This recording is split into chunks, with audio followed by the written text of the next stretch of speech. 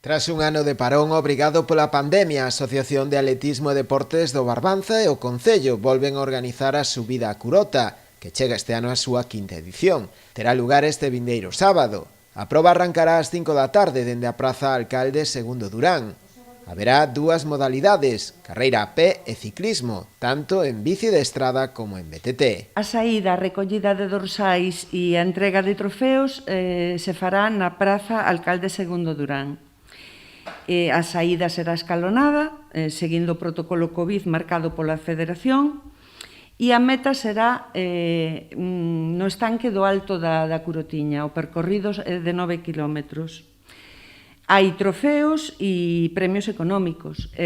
Os tres mellores tempos por categoría e modalidades, oscilando entre 75 euros, 100 e 150. Seguramente van a salir cada minuto un participante, dependendo da cantidade de participantes, se non levaríamoslo a 30 segundos. A primeira salida sería a 17 horas, de carreira de bicis.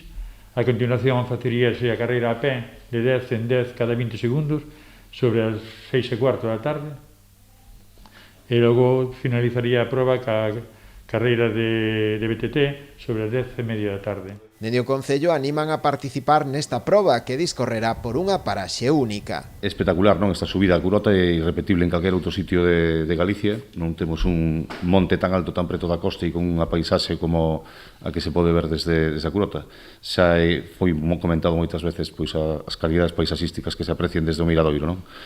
Por lo tanto, sí debemos de potenciar e darlle continuidade no tempo e mellorando ano a ano, como acaba de comentar Pepe, intentar contar tamén coa Federación de Ciclismo. É unha proba complexa de organizar, porque, bueno, necesitamos permisos da AXI, porque pasa por unha carretera de titular da Xunta, outra provincial, e, bueno, fai falta todo tipo de permisos e de tráfico para garantizar a correcta organización. A organización habilitará tamén varios autobuses para o traslado dos deportistas dende a meta ao lugar da saída.